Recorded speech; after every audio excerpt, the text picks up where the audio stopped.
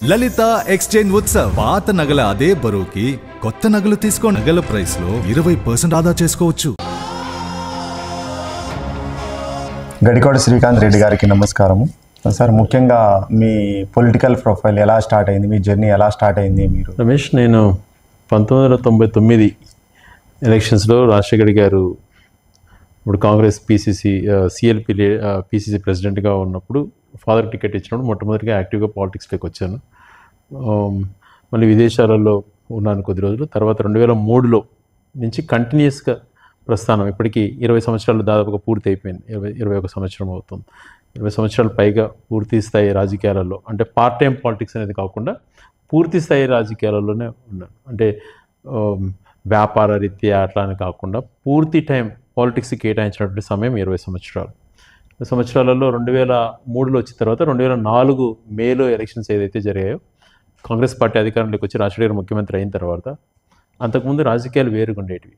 ఎక్కడ చూసినా గ్రామీణ ప్రాంతాలలో నక్సలిజం పేరుతో ఉండేటివి. గ్రామీణ ప్రాంతాలు ఏ ఒక్కరు నివసించేటువంటి పరిస్థితులు కూడా లేనటువంటి పరిస్థితులు. ఎక్కడ చూసినా పూరి గుడిసెలు, ఎర్రటి నేలలు, ఎక్కడ రోడ్లకు అనుకున్నటువంటి ఏది కాదు, విద్యుత్ లేనటువంటి పల్లెలు, ఇలాంటి పరిస్థితులు ఉండేటివి. అప్పుడు రాజకీయాలు అంటే మనుషులను వేసుకొని తిరిగేది, తోడలు కట్టుకునేది, రాళ్ళు వేసుకునేది, అలాంటి పరిస్థితులు ఉండేటివి. ఎందుకు మనం మార్పు వైపు ఎందుకు ఆలోచన చేయలేము అని చెప్పి ఆ రోజు నుంచి ఆలోచన చేసుకున్నాం. 2004లో తండ్రి ముఖ్యమంత్రిగా ఉన్నప్పుడు బ్యాక్ నుంచి మొత్తం కూడా పొలిటికల్గా కానీ, నాయకులకు అవైలబిలిటీ కానీ, అభివృద్ధి విషయంలో కానీ తండ్రికి చెదరు అదురుగా ఉన్నాను. 2006లో ఇప్పటి ముఖ్యమంత్రి జగన్మోహన్ రెడ్డి గారు ఆదేశాలతో పూర్తిస్థాయి రాజకీయాల్లోకి రావడం జరిగింది. యూత్ కాంగ్రెస్ అధ్యక్షుడిగా ఆయన నియమించడం, ఆయన అడుగుజాడల్లో భవిష్యత్తులో ఆయన కాబోయే కడప ఎంపీ, సేమ్ ఒకటే జిల్లా నుంచి తనకు తోడు నీడగా జీవితాంతరం మా తండ్రి గారు ఏ రకంగా అయితే రాజశేఖర్ గారికి లైఫ్ లాంగ్ లాయల్గా ఉన్నారో, అదే రకంగా జగన్మోహన్ రెడ్డి గారితో నడవాలా అని చెప్పి నిర్ణయించుకోవడం. ఆయన యూత్ కాంగ్రెస్ ప్రెసిడెంట్ చేసిన తర్వాత ఎండల కాలంలో మేలో 2007లో పూర్తి జిల్లా అంతా కూడా పాదయాత్ర చేయడం జరిగింది, 500 కిలోమీటర్ల పైగా. ఆ రకంగా రాజశేఖర రెడ్డి గారు కూడా అప్రిషియేట్ చేశారు. స్టేట్లో అప్పుడు ఒకరిద్దరు కూడా చేయలేదు, దాంట్లో ఒకటి చేశావు అనే నా లాస్ట్ డే ముగింపు రోజు కూడా రాజశేఖర రెడ్డి గారు అటెండ్ అయ్యి నన్ను ప్రోత్సహించారు. అప్పుడు కేవలం 33 సంవత్సరాలు అట్లా ఉండేది. తర్వాత 2009లో డీలిమిటేషన్లో భాగంగా రాయచూరు నియోజకవర్గం రావడం, అనేక మంది టికెట్ ఆస్పిరెంట్స్ ఉండడం. అప్పుడు దివంగత ముఖ్యమంత్రి రాజశేఖర రెడ్డి గారు, జగన్మోహన్ రెడ్డి గారు ఆశీస్సులతో 2009లో పోటీ చేయడం, ఆయన 4 నెలలకే దివంగతులు అవ్వడం. ఆ పరిస్థితులలో నియోజకవర్గాన్ని కలలుగా నన్ను ఎన్నో రకాలుగా అభివృద్ధిలోకి తీసుకెళ్లాలా అని చెప్పి, నా కళలు ఏమవుతాయి అని చెప్పి చాలా భయపడ్డాను. అప్పుడు ఆ రాజశేఖర్ గారు ఉన్నప్పుడు తెచ్చుకున్న కొన్ని జీవోలు, అప్పుడే ఈ పాలిటెక్నిక్ కాలేజ్ కానీ, తర్వాత రింగ్ రోడ్డు కానీ, రాయచోటికి నీళ్ళు ఇచ్చేటువంటి పనులు కానీ, అవన్నీ ఆ కొద్ది కాలంలోనే ఇది చేసుకొని రోషయ్య గారు ఉన్నప్పుడు కొన్ని పనులు పూర్తి చేసుకోవడం జరిగింది. ఆ 1.5 సంవత్సరం 2 సంవత్సరాల వరకు కొద్దిగా పనులు జరిగినప్పుడు ఏదో చేయాలని తప్పించడం, మున్సిపాలిటీ బిల్డింగ్ అప్పుడే అప్రూవల్ చేయించుకుని టౌన్లో ఈ కార్యక్రమాలు చేయడం జరిగింది. ఒంటెద్దు బళ్ళతో తిరిగేటువంటి రాయచోటిలో త్రాగునీటి సమస్య పరిష్కారం చేస్తాను ఎన్నికైతే 18 నెలలు అని చెప్పి పూర్తి చేసుకోవటం. అలాగే ఈ రింగ్ రోడ్ అంటే బైపాస్ కూడా ఇవ్వలేని పరిస్థితులలో ఇప్పుడు ప్రభుత్వంలో ఉన్నటువంటి పరిచయాలతోనూ రింగ్ రోడ్ ఏర్పాటు చేసుకోవడం. రాయచోటికి రింగ్ రోడ్డు ఒక వరం లాంటిది అవుతుందని చెప్పి ఆ రోజు కల్లోడు ఊహించుకోలేదు. ఈరోజు అది ఎంతో వరం అయిపోయింది రాయచోటి పట్టణానికి, ఆ రింగ్ రోడ్ అనేటువంటిది. అలాంటి పరిస్థితుల్లో మళ్ళీ తర్వాత జగన్మోహన్ రెడ్డి గారు రాజకీయ పార్టీ పెట్టి బయటికి రావడం, తనతో నేను నడవాలి అని అనుకోవడం, తనతో పాటు నేను బయటికి రావడంతో ప్రతిపక్ష శాసనసభ్యుడిగా క్రియేట్ చేయడం జరిగింది ఆ 3 సంవత్సరాలు కూడా. మళ్ళీ 2014 అప్పటికే 2009లో 2012లో 2 ఎలక్షన్స్ అయిపోయాయి. 2014లో మరి జగన్మోహన్ గారి ఆశీస్సులతో పోటీ చేశాం, విజయం సాధించాం. కానీ పైన తెలుగుదేశం ప్రభుత్వంలో ఏ ఒక్క పని కూడా చేయనీయకుండా అడ్డుకోగలిగారు. అప్పుడే ఇన్ఛార్జ్ మోర్ దాన్ ఎమ్మెల్యేగా పవర్స్ అన్నీ కూడా ఇవ్వటం జరిగింది. 2019లో తిరిగి శాసనసభ ఎన్నికలలో జగన్మోహన్ గారి పాదయాత్ర వల్ల ఆయన యొక్క ప్రజల పైన ఆయనకున్నటువంటి నమ్మకంతో మళ్ళీ భారీ మెజార్టీతో 2019లో మళ్ళీ ఎన్నికయ్యాను. ఎన్నికైన తర్వాత చాలా బాధ్యతగా పనిచేయాలని చెప్పి ప్రతి నిత్యం కూడా పరిగెత్తాను.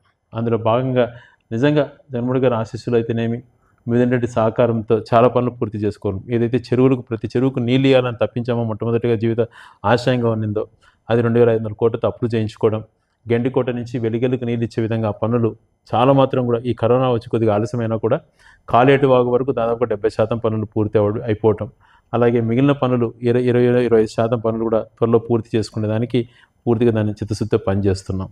అలాగే కాలేటి వాగు నుంచి కూడా కొన్ని మండలాలకు చెరువులు నీళ్ళు తెచ్చే విధానాన్ని కూడా అవి కూడా అప్రూవ్ చేయించుకోవడం.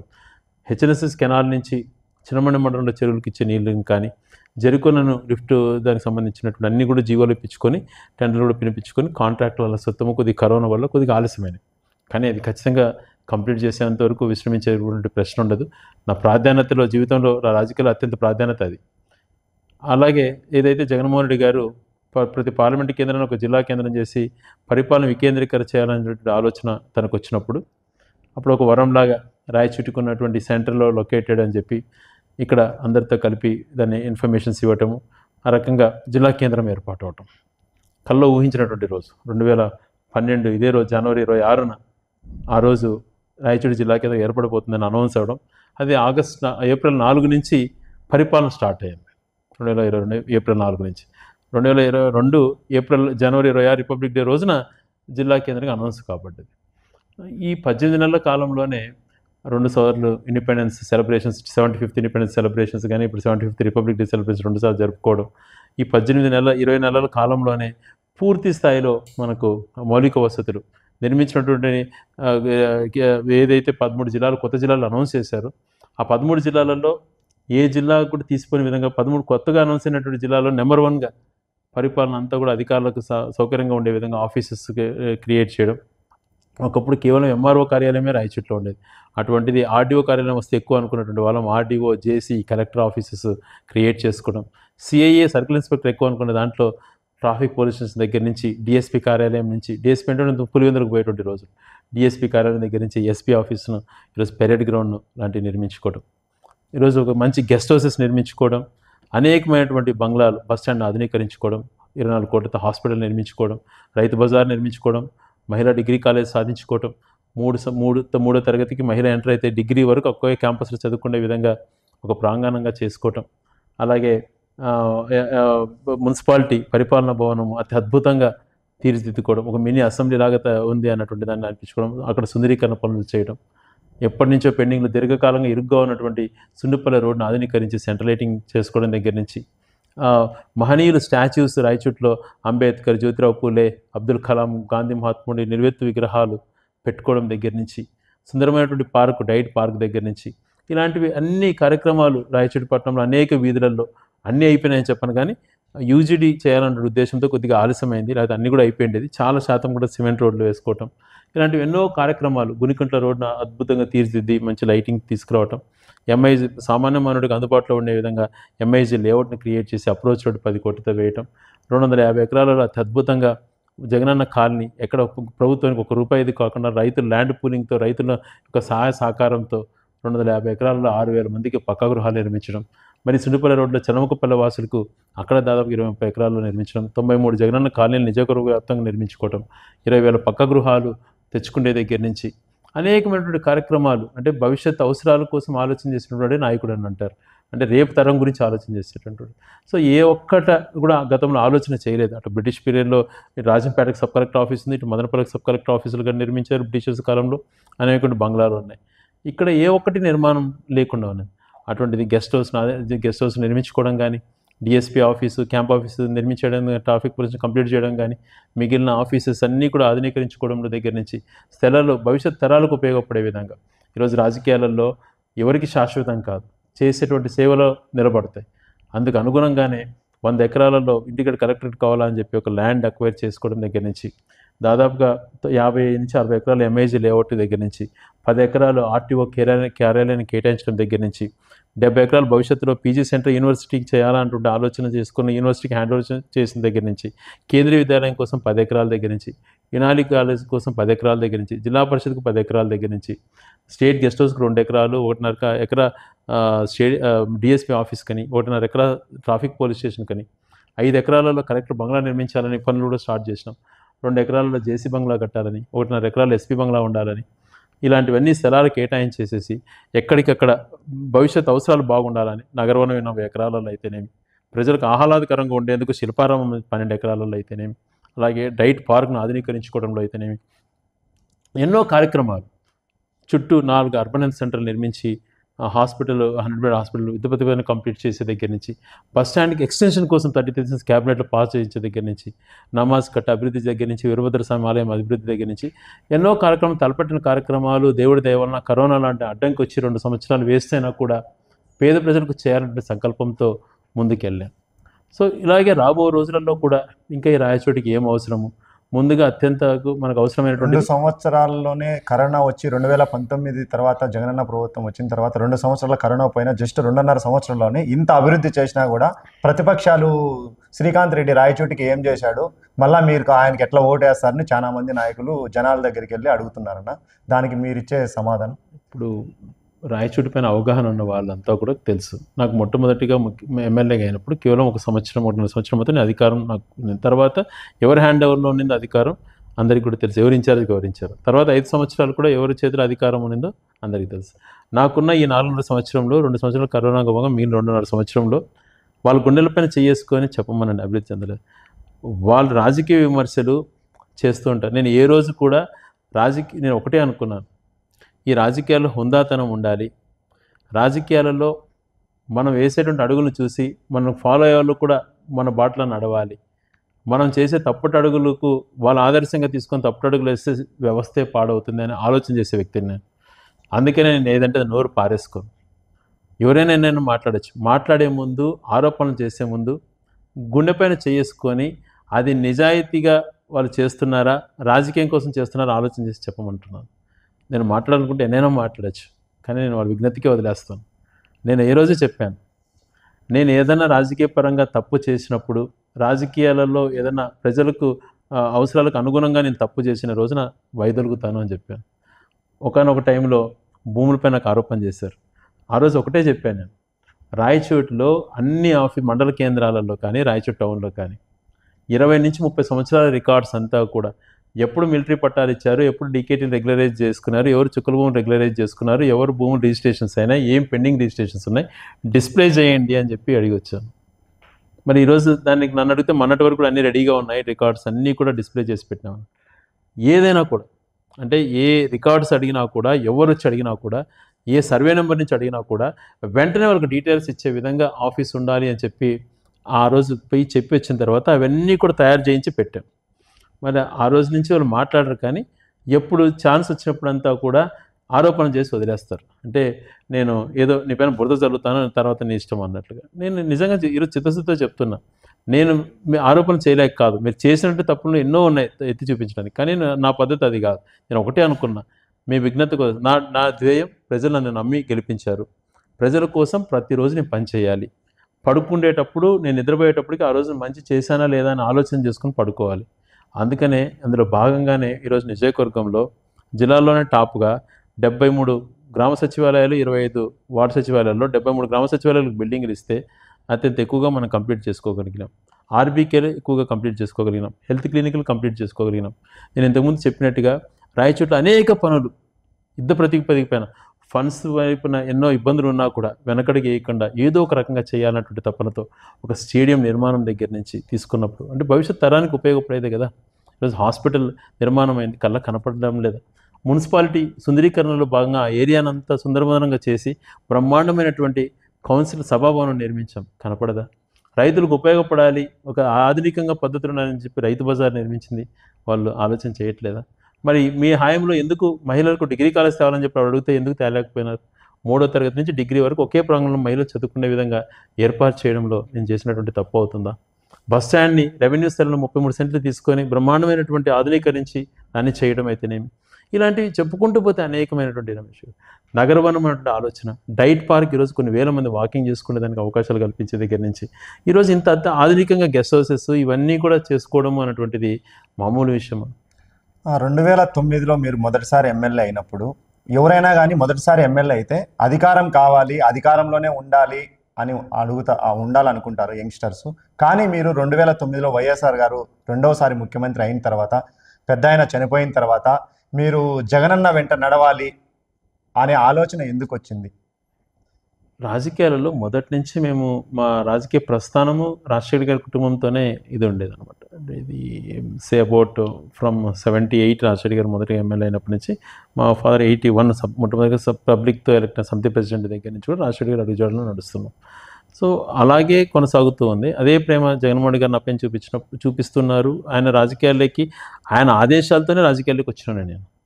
సో ఆయన వెనక నడవకుండా ఎవరైనా వెనక నడవాలి. ఆ రోజు చాలా రిక్వెస్ట్ చేసుకున్నాను, ఆయన ఒక్కరు రాజీనామా చేస్తే లేదు నేను వెనకలు తోడు ఉంటానని. ఆ రోజు జగన్మోహన్ రెడ్డి గారు ఇప్పుడు కాదు సమయం వచ్చినట్టు చెప్తాను, ఆ రోజు నువ్వు ఖచ్చితంగా వద్దులే అని చెప్పి ఆదేశాలు చేశారు. అనేక నిందలు ఆయన ఏ తప్పు చేయకపోయినా ఆయన పడినటువంటి మాటలు ఏ నాయకుడు భరించలేడు. కానీ దాన్ని అన్ని తట్టుకొని ఆయన ఆత్మస్థైర్యం నిజంగా బతికినంత కాలం ఊపిరినంత కాలం అటువంటి నాయకుడు వెనక పనిచేయడం గర్వంగా ఫీల్ అవుతాను. అంటే ఒక నిబద్ధతతో తనకున్న ఆలోచనలు ఇవన్నీ చూసినప్పుడు నిజంగా ఏ ఒక్కరికి లేవు సమాజం. నేను ఎంతోమందిని గమనిస్తుంటే ఎంతోమంది నాయకుల గురించి స్టడీ చేశాను నేను. కానీ రాజశేఖర్ గారి తర్వాత నిబద్ధత, తనకున్నటువంటి మంచితనం, ఎప్పుడు ఎంతసేపు నెక్స్ట్ జనరేషన్ కోసం ఏం చేయాలి, ఉన్నంతకాలం ఏ రకం ప్రజలకు ఉపయోగపడాలి అనే ఆలోచనలు కానీ, తను ఎన్ని ఆరోపణలు చేసినా కాలమే సమాధానం చెప్తుంది అని చెప్పి తన పని తను చేసుకున్నటువంటిది నిజంగా ఏ ఒక్కరు చేయరు. ఆయనకు మంచి గుణం ఇచ్చాడు దేవుడు.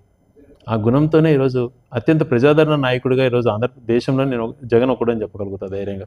అంటే మాస్లేకి తను చేసినంత ప్రజలకు ఏ ఒక్కరూ లేరు. ఒక నాయకుడు అన్నవాడు నేను మంచి చేసినానని మీకు అనిపిస్తే నాకు అండగా నిలబడండి అనేటువంటి నాయకుడిని దేశంలో ఏ రాజకీయ ప్రజాస్వామ్య దేశంలో ఏ ప్రాంతీయ పార్టీ కానీ ఏ జాతీయ పార్టీ కానీ ఆ మాట ఎవరు అనలేరు. అది ఆయనకే సాధ్యపడింది. అప్పుడు జగన్మోహన్ రెడ్డి గారి వెనకాల నడవాలనే ఉద్దేశంతో ఆయనకు అవసరం అనుకున్నప్పుడు మేము ఆ రోజు మేము అసెంబ్లీ నిలబడ్డామని మేము డిస్క్వాలిఫై చేశారు. బై ఎలక్షన్ కూడా రావడం జరిగిన విషయం మీకు అంతా కూడా ఎంత తెలిసిన విషయమే. మీరు జగన్మోహన్ రెడ్డి అన్నతో చాలా క్లోజ్గా ఉంటారు. మొదట వచ్చిన వ్యక్తి మీరే పార్టీ. కానీ పెద్ద ఆయన చనిపోయిన తర్వాత జగన్మోహన్ రెడ్డి గారికి వైఎస్ఆర్ గారికి మీతో ఉన్న అనుబంధం, వాళ్ళిద్దరి కంపారిజన్ మీరు ఎలా చెప్పగలరు 2 మాటల్లో చెప్పాలంటే? రాజశేఖర రెడ్డి గారితో అంతకుముందు చిన్నప్పటి నుంచి కూడా నా ఇంటికి వచ్చినప్పుడు అనేక సార్లు తనతో జస్ట్ పరిచయం ఉండేది. అమెరికా కానీ 2002లో వచ్చినప్పుడు తనతో దగ్గరగా తిరగడం, తర్వాత 2003లో ఆ ఎన్నికల్లో నేను పూర్తిస్థాయి యాక్టివ్గా పాల్గొన్న తర్వాత 2004 నుంచి నేను యూత్ కాంగ్రెస్ దగ్గర నుంచి తండ్రితో పాటు అనేక సార్లు తన దగ్గరికి వెళ్ళటం, ఎంతో చనువుగా ఆయన మాట్లాడుతుండడం, ఉదయం 4 గంటల ఇంటర్వ్యూలో కూడా అనేక సార్లు ఆయనతో కలవడం, ఆయన ఒక క్రమశిక్షణ, డిసిప్లిన్, ఆయన ఆప్యాయతను చూసి ఎంత మాట్లాడుకున్నా తక్కువే. చరిత్రలో ఆయన దైవ సంబుద్ధుడు అన్నటువంటి మాట ఖచ్చితంగా వాడతాను నేను. ఎందుకంటే ఆ రకమైనటువంటి ఆప్యాయత, ప్రేమ ఆయనలో ఉండేది. అంటే తను ఆలోచన పరంగా వచ్చినటువంటి విధానాలలో అంటే ఒక పెన్షన్ ఇవ్వండి అని ముసలావు ఎవరన్నా ఆ కాలంలో అడిగేటప్పుడు 70 రూపాయల పెన్షన్లో ఆ లైన్లో తీసుకున్న వాళ్ళు ఎవరు చచ్చిపోతే నీకు ఇస్తానని చెప్పే రోజుల నుంచి అందరికీ ఇవ్వండి అర్హత ఉన్న వాళ్ళకని శాచురేషన్ మూమెంట్స్ తీసుకొచ్చి, శాచురేషన్ మూమెంట్లో హౌసింగ్ కానీ, శాచురేషన్ మూమెంట్లో పెన్షన్స్ కానీ ఇలా ఇచ్చేటువంటి కాన్సెప్ట్ తీసుకొచ్చి ఫ్రీ కరెంట్ అన్నటువంటిది ఎవరైనా దేశంలో ఫస్ట్ చేశారా? రైతుకి ఎంతో ఉపయోగకరం. జీవితాంతరం ఒక రైతు గుండెల్లో పెట్టుకొని ప్రేమించేటువంటి దేవుడు కూడా సాయం చేయనంత గొప్పది ఉచిత కరెంట్ అన్నటువంటిది.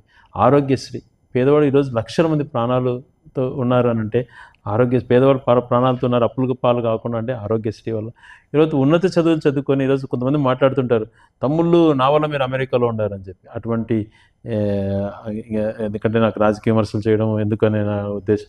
దానికోసం కాదు, ఈయన పెట్టిన ఫీజు రింబర్స్మెంట్ వల్ల, ఈయన ఇచ్చిన ఫీజు రింబర్స్మెంట్ వల్ల సామాన్య మానవులు డిగ్రీ కూడా చదవలేమనుకున్న వాళ్ళు ఎన్నో రకమైన ఉన్నతమైనటువంటి చదువులు చదువుకునేటువంటి జరిగింది అంటే అది కేవలం ఫీజు రింబర్స్మెంట్ జరిగింది. అటువంటి మహనీయుడు రెండోసారి వీళ్ళంతా మహాకూటమిగా ఏర్పడి తనకు మెజారిటీ తగ్గించారన్నటువంటి ఒక బాధ ఆయనలో మెదిరేది. ఇంకా ఎక్కువ బాగా చేయాలంటే ఆలోచనతో ఉన్నప్పుడు ఆయన చనిపోవడం నిజంగా జీర్ణించుకోలేకపోయాం. 2024 మరో 2-3 నెలల్లో మనకు దగ్గరలో ఎలక్షన్స్ వస్తున్నాయి. మన రాయచోటికి కానీ రాయచోటి ప్రజలకు కానీ ఇప్పటికే చాలా చేశారు డెవలప్మెంట్లో చూసుకుంటే. మీరు 24 జరగబోయే 2 నెలల ఎలక్షన్స్ తర్వాత మీరు ఏం చేయదలుచుకున్నారు రాయచోటికి కానీ రాయచోటి ప్రజలకు కానీ?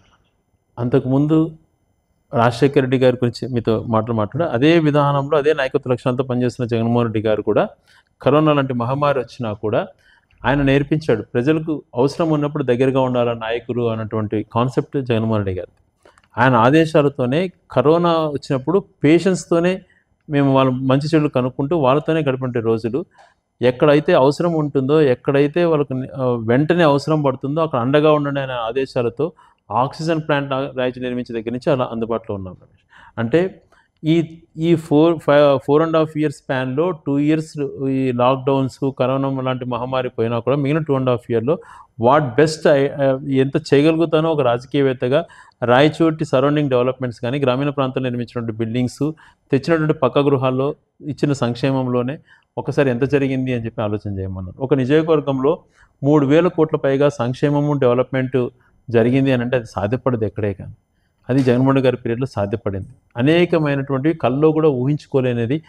ఒక పక్క మదనపల్లి అన్నటువంటిది ఎప్పటి నుంచో సబ్ కలెక్టర్ ఆఫీస్ ఉన్నటువంటి ప్రాంతం, రాజంపేట సబ్ కలెక్టర్ ఉన్నటువంటి ప్రాంతం, ఎంతో హిస్టారికల్ ఉన్నటువంటిది, మనకు కనీసం రెవెన్యూ డివిజన్ అయినటువంటి ప్రాంతాన్ని జిల్లా కేంద్రంగా చేసుకోవటం, ఇలాంటి ఎన్నో ఇంతకుముందు చెప్పిన విధంగా ఎన్నో కార్యక్రమాలు మనం చేసుకోగలిగినాం డెవలప్మెంట్ విషయాలలో. ఒక విజన్ అటువంటిది నాకుంది. ఈ ఇక్కడ ఈరోజు ఒక ఇండస్ట్రీ కానీ మెడికల్ కాలేజ్ కానీ ఎప్పటికైనా తెచ్చుకోవచ్చు. జిల్లా అనేది 100 సంవత్సరాలకు ఒకసారి కూడా రానటువంటి ఆపర్చునిటీ అది.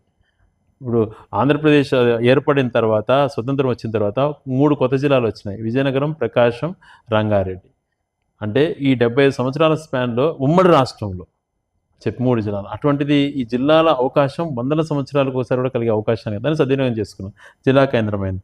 నెక్స్ట్ నా టార్గెట్ ఇక్కడ యూనివర్సిటీ ఒకటి కంప్లీట్ చేసుకొని నేషనల్ హైవే కనెక్టివిటీ, అంటే కదిరి నుంచి నేషనల్ హైవే కనెక్టివిటీ త్రూఅవుట్ ఈ Rayachoti ring road surrounding 4 lane అయిపోయి కృష్ణపట్నం వరకు ట్రాన్స్పోర్టేషన్ పెరిగితే ఇక్కడ మనకు ఇంకా కూడా మంచి వాల్యూస్, ల్యాండ్ వాల్యూస్ పెరగడంతో పాటు అనేక, ఎందుకంటే జిల్లా కేంద్రం అయిన తర్వాత గతంతో పోలిస్తే ఇప్పుడు ప్రతి ఒక్క చుట్టుపక్కల అన్ని మండలాలలో కూడా భూముల విలువలు బాగా పెరిగాయి, ఇంకా బాగా పెరుగుతుంది. అలాగే చాగలమర్రి నుంచి ఇప్పుడు జరుగుతున్నటువంటి పని రాయచోటికి హైవే NH, ఇది ఈ 2 కానీ హైవేస్ కానీ పూర్తి స్థాయిలో అయిపోయి యూనివర్సిటీ ఒకటి తెచ్చుకుంటే 3 నుంచి 4 వేల మందికి ఉపాధి అవకాశాలు కలిగే ఒక ఇండస్ట్రీ తెచ్చుకోవాలన్నటువంటిది నా నెక్స్ట్ ప్లాన్. అలాగే ఢిల్లీ స్థాయిలో కొన్ని ఈ మిలిటరీకి సంబంధించినటువంటిది ఏదన్నా ఇక్కడ ఎస్టాబ్లిష్, రా మెటీరియల్ తక్కువ కాబట్టి అటువంటి ఇండస్ట్రీస్ వాళ్ళకు సైనికులకు ఉపయోగపడేటువంటివి ఏదైనా స్టిచ్చింగ్స్ కానీ ఇట్లాంటి వాటిపైన కూడా దృష్టి పెట్టాను. ఇవి తీసుకొని ఎంప్లాయ్మెంట్ జనరేషన్ చేసుకోగలిగితే ఇక్కడ యూత్కి కూడా, ఎందుకంటే ఇక్కడ నుంచి కనీసం అంటే 20,000 మంది పైగా బెంగళూరులో జాబ్ చేసేటువంటి వాళ్ళు ఉన్నారు ఐటీలో, హైదరాబాద్లో ఒక 10,000 పైన ఉన్నారు, చెన్నై, పూణే, అదర్ కంట్రీస్లో ఐటీ ఉద్యోగస్తులు బ్రహ్మాండంగా ఉన్నారు. వాళ్ళందరూ తలుచుకుంటే అంటే ఒక ప్రాంతంలో, అంటే ఇప్పుడు 800 acres ఒక చోట 600 acres తీసుకున్నాం. రేపు పొద్దున ఒక ఐటీ పీపుల్ అంతా కూడా తలుచుకొని వాళ్ళ ప్రాంతాల్లో తల్లిదండ్రులకి దగ్గరగా ఉండాలి, సొంత ఊర్లలో స్థిరపడాలి అని అనుకున్నప్పుడు స్టార్టప్స్ చేసుకోవచ్చు వాళ్ళంతా కూడా. నెక్స్ట్ ఆ ప్లాన్తో ముందుకెళ్తాం. ఇక్కడ ఒక పెద్ద ఆయన చెప్తున్నాడు, నేను క్రియేట్ చేసేస్తాను డేటా సెంటర్. ఆయన క్రియేట్ చేసేది వైఫై అనేటువంటిది ఇప్పుడు ప్రతి చోట ఫెసిలిటీకి వచ్చింది. అందుకనే జగన్మోహన్ రెడ్డి గారు సచివాలయాల దగ్గరనే మనకు ఒక డిజిటల్ లైబ్రరీ క్రియేట్ చేస్తున్నాం. చాలా మాత్రం కొన్ని ఊళ్ళలో కూడా కట్టగలిగినాం. అక్కడ వైఫై క్రియేట్ చేయడంతో పాటు డేటా సెంటర్ ఎక్కడికక్కడ ఇప్పుడు కనెక్షన్స్ ఫీజిబిలిటీ కూడా బాగా పెరిగింది. ఇంకా నెట్వర్క్స్ కూడా బాగా చేసుకోవచ్చు. కొంతమంది ఒక 10 గ్రూపులుగా ఫామ్ అయ్యి ఒక్కొక్క గ్రూప్ ఒక్కొక్క స్టార్టప్ కంపెనీ మేము చేసుకొని ఇక్కడ ఉన్నటువంటి అవకాశం సద్వినియోగం చేసుకొని ఇక్కడ యూత్కి అవకాశాలు కల్పిస్తాము అని అంటే అటువంటి వాళ్ళని ఫుల్ ఫ్లెడ్జ్గా ఎంకరేజ్ చేస్తాం. నాకు కూడా సాఫ్ట్వేర్ పైన అనుభవం ఉంది, సాఫ్ట్వేర్ ఉద్యోగాలు పనిచేసినటువంటి వాడిని. ఆ అనుభవంతో పాటు ఈరోజు నేను గడప గడపని 1,00,000 ఇల్లులు తిరగలిగినాను. గతంలో చరిత్రలో ఏ ఒక్కరు కూడా తిరగలేరు కూడా. జగన్మోహన్ గారి ఆశీస్సులతో నేను తిరగలిగినాను, ప్రతి ఇల్లు కూడా తిరగలిగినాను. మంచి స్థితిగతులు చూశాను ప్రతి ఇంట్లో కూడా. ప్రతి ఇంట్లో ఎలా ఉంటుంది, వాళ్ళ జీవన విధానం ఎలా ఉంది, ఏ ఊరిల్లు ఎలా ఉంది, ఏ తరగతి వాడు ఎలా బతుకుతున్నాడు అటువంటిది అవగాహన చేసుకోగలిగినాను. పోయినప్పుడు ఆ పల్లెలో మౌలిక వసతులు కానీ భౌగోళిక స్వరూపాలు కానీ చూశాను. ప్రతి విలేజ్ చూశాను. ఒక్కిల్లున్న ఊరు కూడా వెళ్ళాను. 1-2 ఇల్లులు ఉన్న ఊరు కూడా వదలలేదు. ఏ ఇంటికి కూడా పోకుండా రాలేదు. తిరిగినప్పుడు నేను చాలా ఇళ్లలో గమనించింది వర్క్ ఫ్రమ్ హోమ్ చేస్తున్నారు. నేను వర్క్ ఫ్రమ్ హోమ్ క్రియేట్ చేస్తానని నేను మాట్లాడతాడు. ఇప్పుడు చేస్తున్నారు work from home Bengaluru IT employees. వీళ్ళకి ఇంకా బ్రహ్మాండ వసతులతో సౌకర్యాలు కల్పించుకొని అటువంటివి స్టార్టప్స్తో కొన్ని బిల్డింగ్స్ ఇక్కడే నిర్మించుకొని ఇక్కడి నుంచే కనెక్షన్తో చేసుకునే అవకాశాలను కూడా ఖచ్చితంగా పరిశీలన చేస్తాం. అందుకనే కొంతమంది ఐటీ పీపుల్తో ఒక టీమ్స్ ఫామ్ కామంటున్నాం. వాళ్ళ టీమ్స్ ఫామ్ అయ్యి వాళ్ళకు ఉన్నటువంటి ఎంటర్ప్రినర్ స్కిల్స్తో ఇలాంటివి చేసి మేము ఈ ప్రాంతంలో ఇలా ఎస్టాబ్లిష్ చేస్తే మేము గ్రో అవుతాము, 10 మందికి ఇక్కడ అవకాశాలు కల్పిస్తాం అన్నటువంటి వాళ్ళతో దగ్గరగా పనిచేస్తాం. దాంతోపాటు రెండోది ఎక్కువగా కూడా ఇక్కడ నుంచి గల్ఫ్ దేశాలకు పోయారు. అంటే దుబాయ్ కానీ కువైట్ కానీ ఇలాంటి ప్రాంతాల్లో ఎంతోమంది ఉద్యోగాలు చేస్తున్నారు. ఇప్పుడు బయట దేశాలకు వెళ్ళిన వాళ్ళు ఆర్థికంగా స్థితిమంతులయ్యి అక్కడే సెటిల్ అవుతున్నారేమో కానీ పాపం కువైట్ గల్ఫ్ దేశాలకు వెళ్ళిన వాళ్ళు అక్కడ సంపాదించే ప్రతి రూపాయి ఇక్కడ పొందుపరుచుకొని ఇక్కడ వాళ్ళ భవిష్యత్తు కోసం థింక్ చేసుకుంటూ ఇక్కడ ఇన్వెస్ట్ చేస్తున్నారు. అటువంటి వాళ్ళకు పూర్తి భరోసా కల్పించాల్సిన బాధ్యత ఉంది. దాదాపుగా 50,000 మంది ఇండైరెక్ట్గా బయట దేశాలలో ఇక్కడ యూత్ పోయి ఉన్నారు. వాళ్ళల్లో మెజారిటీ శాతం రాయచోటి నియోజకవర్గానికి ఈరోజు జిల్లా కేంద్రం మౌలిక వసతి ఇక్కడ బ్రహ్మాండమైనటువంటి ఇన్ఫ్రాతో అపార్ట్మెంట్స్ కానీ గేటెడ్ కమ్యూనిటీ హౌసింగ్ కానీ మంచి మంచి ప్లానింగ్తో లేఅవుట్స్ కూడా బాగా డెవలప్ అవుతున్నాయి. రాబో రోజుల్లో ఇంకా బాగా చేస్తాం. ఇటువంటివన్నీ సద్వినియోగం చేసుకొని ఈ ప్రాంతాన్ని అభివృద్ధి చేసే విషయంలో వాళ్ళని పాల్పంచుకోమంటున్నాం. ఇక్కడ ఉన్నటువంటి లోకల్గా ఉన్నటువంటి యూత్కు ఒక ఇండస్ట్రీని తీసుకొచ్చి మిగిలిన టైంలో రైతులకు మనం ఏదైతే గెంటుకోట నుంచి ఇప్పుడు దాదాపు యుద్ధ పని చేస్తున్నామో దాన్ని కంప్లీట్ చేసుకుంటే మనము వన్ ఆఫ్ ద టాపెస్ట్ కాన్స్టిట్యున్సీకి హార్టికల్చరల్గా డెవలప్ చేసుకుంటే అవకాశం కలుగుతుంది. అంటే ఒక విజన్ అన్నటువంటిది రేపు తరానికి అన్నటువంటిది నేను ఒకటే చెప్పగలుగుతాను. చేయగలిగేది ఏం చేస్తానో నెక్స్ట్ జనరేషన్కి ఉపయోగపడేది నెక్స్ట్ టర్మ్లో ఇప్పుడు నేను చెప్పినటివే కాకుండా ఏ అయితే చేయగలుగుతాం అన్నీ చేస్తాం. గతంలో చెప్పనేటివి కూడా అనేక మనం చేయగలిగినాం. ఆర్డీఓ కార్యాలయం తెస్తానని ప్రామిస్ చేశాను, మరి కలెక్టరేట్ తెచ్చుకోగలిగినాను. డిఎస్పీ కార్యాలయం గట్టిగా ప్రయత్నం చేస్తానని మాట ఇచ్చాను, ఎస్పీ కార్యాలయం తెచ్చుకోగలిగినాం. అంటే మంచి చేసిన వాళ్ళు ప్రతిపక్షం నుంచి వాళ్ళు అప్రిషియేట్ చేస్తారని నేను ఎక్స్పెక్ట్ చేయను ప్రజాస్వామ్యం. కానీ వాళ్ళు చేసేటువంటి అవమానాలు, వాళ్ళు చేసేటువంటి మాటలు ఒకసారి బాధ కలుగుతుంది. కానీ రాజకీయాలలో ఓపిక ఉండాలి. ఎలా ప్రొవోకేట్ చేసి నేను ఏ రోజు కూడా నా హద్దు దాటిని ప్రవర్తించలేదు. నేను ఒకటే నిర్ణయించుకున్నా, రాజకీయాల్లో హుందాతనం అన్నటువంటిది చాలా ఇంపార్టెంట్ అన్నటువంటి కాన్సెప్ట్తో నేను ముందుకెళ్తున్నా. అదే కాన్సెప్ట్తో నన్ను ఎంత ప్రొవోకేట్ చేసినా నా లైన్ నాకుంటుంది, నా స్టాండ్ నాకుంటుంది. నా స్టాండ్ ఎథిక్స్ స్టాండర్డ్స్ మెయింటైన్ చేయడం అన్నటువంటిది ఎక్కడ కాంప్రమైజ్ కాదు. అవసరం అనుకున్నప్పుడు ప్రజలచే తిరస్కరించబడే రోజు తప్పుకుంటాను, కానీ ప్రజలు మన్నలు పొందే విధంగా డెమోక్రటిక్గా ప్రజాస్వామ్య విలువలను గౌరవించే విధంగా సత్ప్రవర్తనతో హుందాతనపు రాజకీయాలు ఒక మనల్ని చూసి ఆదర్శంగా తీసుకొని ఇతరులు చెడిపోయే విధంగా అడుగులు కాకుండా మంచి అడుగులు పడే విధంగా ఒక మంచి నాయకుడి కింద మేము పనిచేస్తున్నాం. బయట మాట్లాడే వాళ్ళ మాటలు అదంతా శుద్ధ అబద్ధాలు. ఒక నాయకుడి గురించి మాట్లాడు, ఆయన క్యారెక్టర్ ఏందో, ఆయన క్యాలిబర్ ఏందో, ఆయన ఒక హుందాతనం ఏందో, ఆయన ఒక ధైర్యం ఏందో కళతో చూసిన వాళ్ళం. ఆ నాయకత్వంలో పనిచేసిన గర్వపడేటువంటి వాళ్ళం, ఆశలతో పనిచేసేటువంటి వాళ్ళము. ఈరోజు సిస్టమ్స్కి మేము అంటే ఒక సిస్టమ్ని మోర్ దెన్ ఒక తల్లికి ఎంత గౌరవం ఇస్తామో ఒక వ్యవస్థకు అంత గౌరవం ఇస్తాం. ఆ హుందాతనంతోనే రాజకీయాలు చేస్తాం, కానీ దిగజారి రాజకీయాలు చేయము. అడ్డుగోలుగా మనసుని గాయపరిచే విధంగా మాట్లాడే వాళ్ళ విజ్ఞప్తికి వదిలేస్తాను. ఈరోజు నాకు 20 సంవత్సరాలు సుదీర్ఘంగా కంటిన్యూస్గా రాజకీయాల్లో ఉన్నాను. నా బాబు 2007లో నేను యూత్ కాంగ్రెస్ పాదయాత్ర చేసేటప్పుడు అమెరికాలో బాబు పుట్టిన 2 నెలలకు కానీ పోలేకపోయినాను. తర్వాత స్కూలింగ్లో కానీ ఎక్కడ కానీ కుటుంబానికి నేను కేటాయించినటువంటి అతి స్వల్ప సమయం. మా భార్య చదువుకునేది కాబట్టి పిల్లల చదువులు మంచి చెడు చూసుకునేది. కుటుంబానికి 10% కేటాయిస్తే 90% నేను నియోజకవర్గానికి ప్రజలకు కార్యకర్తల కోసం కేటాయించుకున్నాను.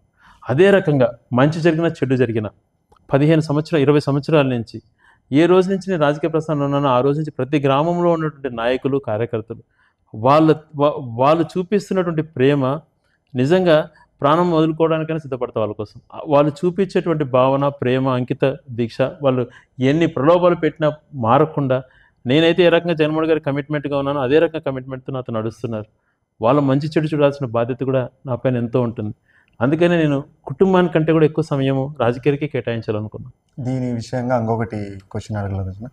ప్రజల్లో కొంతమంది ఇచ్చిన సమాచారం ప్రకారము శ్రీకాంత్ రెడ్డి గారు ఎప్పుడు ఫోన్ చేసినప్పటికీ అప్పుడు బిజీ ఉన్నా ఖచ్చితంగా అదే రోజు మాకు కాల్ చేసి మాట్లాడతారు, కొన్ని సమస్యలు కూడా తీరినాయి అనేది విన్నానన్న మీ నోట్ నుంచి. అంటే ఇప్పుడు ఒక రాజకీయ నాయకుడు ఇప్పుడు మేము మీతో కూర్చో అన్నాను, ఇప్పుడు వరుసగా కాల్స్ వస్తున్నాయి. ఒక 40-50 కాల్స్ ఉన్నా నేను ఎంత లేట్ నైట్ అయినా నేను ఆన్సర్ చేస్తాను. ఒకసారి 200-300 మిస్డ్ కాల్స్ ఒక గంటలో 200లో వచ్చినప్పుడు కొన్ని ఆన్సర్ చేయకపోవచ్చు. ఇప్పుడు సాధ్యమైనంత వరకు ఎందుకు చేసింటారు, పాపం ఏదో పని నుండి చేసింటారు కానీ అని చెప్పి ఎవరు చేశారని అనకుండా ప్రతి ఒక్కరికి ఆన్సర్ చేయడానికి ప్రయత్నం చేస్తాను. నా పిఎల్ దగ్గర నా ఫోన్ ఉంటుంది, గవర్నమెంట్ ఏముంటుంది, ఎప్పుడు నా జోబీలోనే ఉంటుంది. కొన్ని ఇట్లాంటి ఎమర్జెన్సీ కాలంలో ఒక మీటింగ్స్లో ఉన్నప్పుడు ఇలాంటి పరిస్థితుల్లో ఇప్పుడే చూడండి, జనరల్గా మీరు అడిగారు కాబట్టి చెప్తున్నాను. ఇప్పటికే చూసుకుంటే దాదాపుగా మనం ఉన్న ఈ గంటలోనే ఒక 20-30 మిస్డ్ కాల్స్. ఈ విషయం జనాల నుంచి వచ్చిండే విషయం. శ్రీకాంత్ రెడ్డి గారు ఇటువంటి అప్పుడే ఆన్సర్ చేయలేకపోయాను స్పాట్ లో, కానీ ఖచ్చితంగా వీళ్ళకు నా సమయాన్ని ఉన్నంత వరకు ప్రతి ఒక్క కాల్ ఆన్సర్ చేయడానికి ప్రయత్నం చేస్తాను. ఏదో చిన్న సమస్య ఓ ప్రజాప్రతినిధి బాధ్యత. ఈరోజు మన కోసం వాళ్ళు ప్రేమతో నమ్మకంతో ఓటేస్తారు. ఆ నమ్మకాన్ని ఒమ్ము కానియకూడదు కదా. మనము వాళ్ళ కొన్ని పనులు కొన్ని జరుగుతాయి, కొన్ని జరగకపోతాయి. జరగని వ్యక్తి డిసప్పాయింట్గా ఉంటాడు, కానీ అది ఎందుకు జరగలేదు అన్నటువంటిది ఎక్స్ప్లెనేషన్ మనం ఇచ్చుకోవాలి. అది రాజకీయ నాయకుడు బాధ్యత. ముందు జరగబోయే ఎలక్షన్స్లో కానీ ఇప్పుడు మీకు వరుసగా జనాలు 4 సార్లు అధికారం శ్రీకాంత్ రెడ్డి గారిని 4 సార్లు రాయచోటి ఎమ్మెల్యేగా చేశారు. క్రిటికల్ సిచ్యువేషన్ 2009 పెద్ద ఆయన చనిపోయిన తర్వాత మీరు బై ఎలక్షన్స్కి వెళ్ళారు. ఆ క్రిటికల్ సిచ్యువేషన్ 100 కోట్లు ఖర్చు పెట్టినప్పటికీ శ్రీకాంత్ రెడ్డి గారిని ఆదరించారు. ఈ ప్రజలకు కార్యకర్తలకు మీరు ఏం చెప్పదలుచుకుంటారు? 100% నేను ఈరోజు ఒకటే చెప్తున్నా, ఎందుకు ఇంత కమిట్మెంట్గా నేను పనిచేస్తున్నాను అని అంటే కేవలం వాళ్ళు చూపిస్తున్న ఆదరణతోనే ఇది సాధ్యపడుతుంది. ప్రతి ఒక్క మనిషితో ఏ పల్లెకి వెళ్ళినా ఈరోజు గడపడకు నేను తిరిగాను, 1,00,000 ఇల్లు తిరిగాను. ఉదయం నేను 5:30కు చెప్తే 5 గంటలకే రెడీగా ఉండే నాయకులు కార్యకర్తలు 5:30కు 5:30 నుంచే ప్రతి ఇంట్లో కూడా తెలిసిన ప్రతి ఒక్క నాతో అండగా నిలబడే నాయకుడు కానీ కార్యకర్త తన స్తోమతకు తగ్గట్టు వాళ్ళ ఇంట్లో భోజనం పెట్టడమా, వాళ్ళ ఇంట్లో టిఫిన్ పెట్టడమా, తన అల్పాహారం ఏదో స్నాక్స్ తేవడమా. ఇప్పుడు స్నాక్స్గా డ్రై ఫ్రూట్స్ కాస్ట్తో కూడుకున్నటువంటి డ్రై ఫ్రూట్స్ పెడతారు, కాఫీలు ఇచ్చేటువంటి వాళ్ళు. అంటే వాళ్ళు చూపిస్తున్న ప్రేమ రాజకీయాలలో చాలామంది అంటుంటారు, ఎందుకు ఈ రాజకీయాల్లో కొనసాగుతున్న విలువలు దిగజారినాయి కదా. వాళ్ళకి ఏం తెలుస్తుంది? వెనకలు చూపించే ప్రేమను చూస్తే రాజకీయాలు దిగజారుతున్నాయేమో కానీ వ్యక్తులు దిగజారట్లేదు కదా, కార్యకర్తలు దిగజారట్లేదు కదా. వాళ్ళు చూపించే ప్రేమ కోసమైనా మనం కట్టుబడి ఉండాలి కదా. ఒకసారి అదే చెప్తాను నేను, బాబుతో మనం ఎప్పుడో మాట్లాడినప్పుడు మా స్కూల్లో ఒక్కసారి కూడా పీటీఎంలకు రావు అది ఇదని బాధపడుతున్నప్పుడు ఒక మాట చెప్పాల్సి వచ్చింది. ఇదిరా నాన్న సిచ్యువేషన్ చూస్తావా, చూడు ఈ చూసి నీకు డాడీ ఐ అండర్స్టాండ్, నువ్వు ఏది చెప్తున్నావో నేను అర్థం చేసుకోగలుగుతాను, మమ్మీ వస్తుందిలే అని చెప్పి అట్లా పాప కానీ బాబు కానీ అలా నన్ను వాళ్ళు ధైర్యం చెప్పినటువంటి రోజుల దగ్గర నుంచి. అంటే ఎందుకు ఇంత ఇది చెప్తున్నానంటే వాళ్ళు చూపించే మామూలు విషయం కాదు రమేష్. నేను తిరిగిన గడప గడపకు నా వెనక సాయంత్రం వరకు ఎంతవరకు తిరుగుతానో నా కాళ్ళ నొప్పులు వస్తున్నాయి. పాపం అయినా కూడా వాళ్ళు భరిస్తూ తిరిగారు. 15 సంవత్సరాలు 20 సంవత్సరాల నుంచి మోస్తున్నారని అంటే నాకు ఎంత భయము బాధ్యత ఉంటుంది ఆ కుటుంబం పైన. వాళ్ళకు మంచి చేయాలన్నటువంటి తపన ఎక్కువ ఉంటుంది కదా. ఇప్పుడు చాలామంది అంటారు ఈ ప్రభుత్వం కార్యకర్తలకు ఏం చేయలేదని రెచ్చగొట్టడము, అంటే టీడీపీ నుంచి ఎక్కువగా. మేము ఒకటే ఒక పార్టీ అనేటువంటిది ఒక స్టాండ్తో గతంలో నీరు చెట్టు రూపంలో అనేకమైన అవినీతి కార్యక్రమాలు జరిగాయి. ఆ మచ్చతో ప్రజలచే తిరస్కరించబడ్డారు. మనం అలాంటి తప్పులు చేయకుండా ఫస్ట్ ప్రజలకు మేలు చేసిన విధానం సృష్టిద్దాం. ప్రభుత్వ సొమ్మును ఎక్కడ దుర్వినియోగం కాకుండా, ప్రభుత్వ సొమ్ము అనేది కాకుండా ఏ రకంగా కార్యకర్తలకు ఎలా హెల్ప్ చేయాలి, మనకు అండగా ఎలా చేయాలనేటువంటిది ఖచ్చితంగా మనం ఒక రిపోర్ట్ తీసుకుందాం అని చెప్పి నాయకుడు మాట్లాడాడు. ఆ ధైర్యంతోనే నేను నెక్స్ట్ నాయకులు కార్యకర్తలకు నాయకుడు అత్యంత ప్రాధాన్యత ఇస్తాడని చెప్పి నాకు అర్థమైంది. పార్టీ ఈరోజు మంచి చేస్తున్నా, ఎన్ని మంచి చేస్తున్నా బురద జల్లేటువంటి ఎల్లో మీడియాను మనం చూస్తున్నాం. మంచిని ఎక్కడా చూపారు, ప్రతిదీ రెచ్చగొట్టే విధంగా ప్రొవోకేట్ చేసే విధంగా తప్పులు ఏది జరగకపోయినా తప్పులు ఉన్నది లేనట్టు లేనిది ఉన్నట్టు సృష్టించి చేస్తున్నాయి. ఇటువంటి పరిస్థితుల్లో ప్రజలకు మనం స్టాండ్ కావాలి. మన స్టాండ్ ఫస్ట్ ప్రజల్లో మనం క్రెడిబిలిటీ నిలబడాలి, మనం చెప్పింది ప్రజలకు చేయాలి. మన వల్ల నష్టం జరగకూడదు. ప్రజలకు నన్ను నమ్ముకొని ఓటేసిన ప్రజలకే నేను ఇంత మేలు చేసేటువంటి వాడిని, నన్ను కానీ మిమ్మల్ని కానీ భుజాన మోసే కార్యకర్తలకు గురించి నేను ఆలోచన చేయనా, వాళ్ళ కుటుంబం గురించి ఆలోచన చేయనా అన్న మాట నిజంగా మా గుండెలకు హత్తుకునేది. మాకు కూడా ఆ ధైర్యం ఉంది.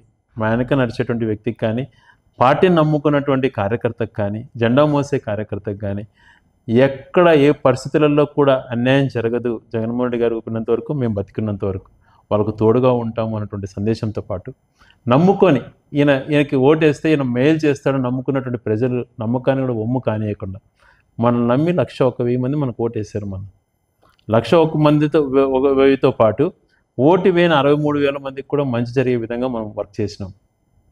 మన కాన్సెప్ట్ అది ప్రజాస్వామ్యంలో మంచి చేయాలి, నమ్ముకున్న వాళ్ళకు మంచి చేయాలి. ఆ టయానికి వ్యతిరేకించినా కూడా ప్రజాస్వామ్యంలో ప్రజల పక్షాన్ని నిలబడాలని అనుకున్నప్పుడు వీళ్ళతో పాటు వాళ్ళకు కూడా ఈరోజు జగన్మోహన్ రెడ్డి గారు ఆ ఉద్దేశంతో గతంలో తెలుగుదేశం ప్రభుత్వంలో నీకు పథకం రావాలంటే మాకు కండవ కప్పుకునే పరిస్థితి. ఇప్పుడు ఆ పరిస్థితి మనం చూస్తున్నామో చెప్పండి. అలా అన్నింటే మనం ఇంతమందికి సేవ చేసిండే వాళ్ళమా? 43,000 పెన్షన్లు ఎట్లా వస్తాయి మన నియోజకవర్గంలో? రాష్ట్రంలో 67 లక్షల పెన్షన్లు ఎట్టేయగలుగుతాడు జగన్మోహన్ రెడ్డి గారు? అంటే నాయకుడికి కొన్ని ఇది ఉండాలి. అలా అని చెప్పి మన కోసం జెండా మోసేటువంటి నాయకుడిని కార్యకర్తలను ఖచ్చితంగా గుర్తింపు చేసుకోవాలి. వాళ్ళ ఆర్థిక పరిస్థితులు కానీ కుటుంబ వ్యవహారాల్లో కానీ ఖచ్చితంగా ఒక నాయకుడిగా అండగా నడవాల్సినటువంటి బాధ్యత నాయకుడి పైన మా అందరిపైన ఉంటుంది. అది ఖచ్చితంగా మేము ఆ భరోసా ఇస్తాం. అందుకు నిలబడ్డాం కాబట్టే ఈరోజు 20 నుంచి ఎన్ని కష్టాలు వచ్చినా ఎన్ని ప్రలోభాలు పార్టీని మారకుండా మనతో నడుస్తున్నారనంటే నమ్మకం పైన. ఆ నమ్మకాన్ని ఒమ్ము కానియకుండా భవిష్యత్తులో పనిచేయడమే మనము ఒక బాధ్యతగా చేస్తాం. 2019కి ముందు 19 తర్వాత అనుకుంటే రాయచోటి నియోజకవర్గము it's almost more than 10 times అనేది అభివృద్ధి జరిగింది. 19కి ముందర 19 తర్వాత రాయచోటి ప్రజలు 4 సార్లు అవకాశం ఇచ్చారు. మీకు ఒక టర్మ్ వచ్చింది గవర్నమెంట్లో ఉండి డెవలప్మెంట్ చేయడానికి అనేది. ఇప్పుడు 4 సార్లు ఎమ్మెల్యే అయ్యారు. జగన్మోహన్ రెడ్డి గారికి చాలా దగ్గర మొదటి వ్యక్తి వచ్చిన వాళ్ళల్లో. ఇప్పుడు 5వసారి ఎమ్మెల్యే అయ్యి మంత్రి అవ్వాలని కోరుకుంటూ ఇంతటితో నా ఇంటర్వ్యూని. రమేష్, రాజకీయాలలో చేసే కోసమే పనిచేయాలి కానీ పదవుల కోసం పనిచేయకూడదు. మంత్రి అన్నది నాకు ఏ రోజు కాన్సెప్టే కాదు. నా జీవిత ఆశయం నీళ్ళు ఇవ్వటము, జిల్లాను చేసుకోవటము నెరవేర్చుకున్నాం. చెరువులకు నీళ్ళు ఇచ్చేది జీవిత ఆశయం. ఆ 2 ఆశయాలే తప్పితే మంత్రిని కావాలా ఇంకోటి కావాలంటే మీ ఆశయం కాదు, దానికోసం కూడా ఆలోచించండి. దానికంటే కూడా చెరువులకు నీళ్ళు ఇచ్చే పని కంప్లీట్ అయిపోతే నెక్స్ట్ రాబోలు అంటే ఇప్పుడు దాదాపుగా అది అయితే అదే నాకు చాలా ఇప్పుడే నాయకుడు నేను ఊహించిన నా జీవిత ఆశయాన్ని నియోజకవర్గ ప్రజల యొక్క ఆశయాన్ని అంటే జిల్లా కేంద్రం చేయడం అటువంటిది ఆయన నాకు ఇచ్చినటువంటి ఒక వరం. దాంతోపాటు అది కూడా నెక్స్ట్ నేను కంప్లీట్ చేసుకుంటే నా జీవనం ధన్యం అవుతుంది. కానీ వేరే పదవులు కాదు. నన్ను నమ్ముకొని ఓటేసేటువంటి వాళ్ళను నా కష్టంలో పాలు పంచుకొని ప్రతి అడుగులో అడుగేస్తున్నటువంటి కార్యకర్తల నాయకుల కోసం ఊపిరినంత వరకు పనిచేస్తానని మాటిస్తూ వాళ్ళకి ఏ రోజు ఏ అవసరం వచ్చినా అండగా నిలబడతానని తెలియజేసుకుంటూ ప్రజలు నమ్మకంతో ఏదైతే క్యూలో నిలబడి ఓటేస్తారో వాళ్ళు ఆశలు ఒమ్ము కానియకుండా రేపు తరానికి ఈ ప్రాంతం కానీ నియోజకవర్గంలో కానీ 2-3 తరాల తర్వాత ఇది ఎలా ఉండాలి అనే ఆలోచనతోనే ప్రతినిత్యం పనిచేస్తానని మాటిస్తూ మరొకసారి మీలాంటి వ్యక్తితో ఇంటర్వ్యూలో నాకు పాల్గొనడం సంతోషం అనిపించి మీ ద్వారా ఒక మెసేజ్ ఇవ్వదలుచుకున్నాను. రాజకీయాలలో హుందాతనము అన్నటువంటిది చాలా ఇంపార్టెంట్. హుందాతనంతో పాటు మనం వేసే ప్రతి అడుగులో నిబద్ధత ఉండాలి.